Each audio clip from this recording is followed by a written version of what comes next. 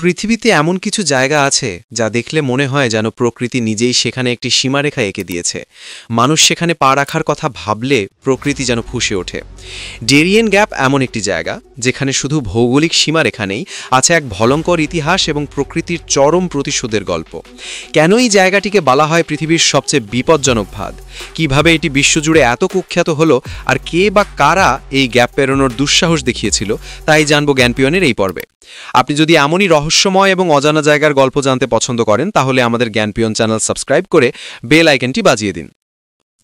ডেরিয়েন gap হল দক্ষিণ ও উত্তর আমেরিকা মহাদেশের সংযোগস্থলে থাকা এক দুর্গম ও জঙ্গলপূর্ণ এলাকা।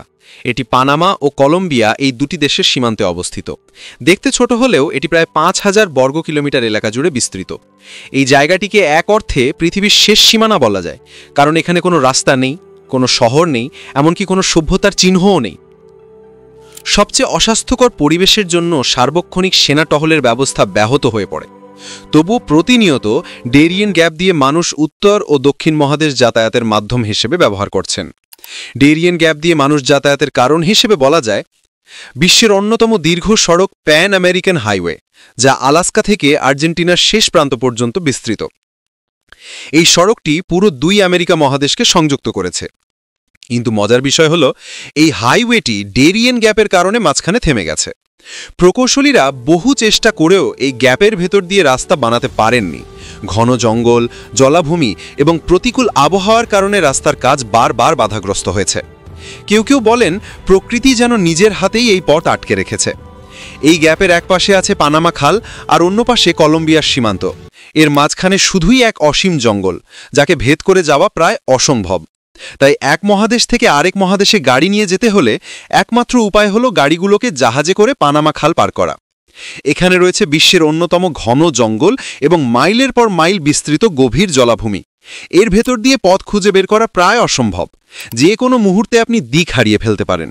এই জঙ্গলে অসংখ্য বিষাক্ত সাপ, মাকড়সা এবং বিভিন্ন ধরনের হিংস্র প্রাণী আছে। বলা হয় এখানে এমনও কিছু জীব আছে যাদের সম্পর্কে মানুষ এখনো জানে না। শুধুমাত্র প্রাণীই নয়, এই এলাকাটি মাদক চোরাকারী, অপহরণকারী এবং বিভিন্ন সন্ত্রাসী গোষ্ঠীর আখড়া হিসেবে পরিচিত। বহু মানুষ এই গ্যাপ পার হতে গিয়ে তাদের হাতে পড়েছে এবং আর ফিরে আসেনি।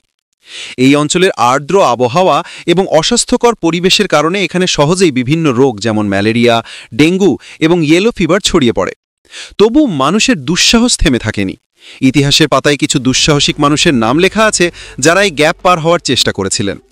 ১৯৬০ সালে ল্যান্ড রোভার্স নামের একটি দল প্রথম গাড়ি নিয়ে এই গ্যাপ পার হওয়ার চেষ্টা করেছিল।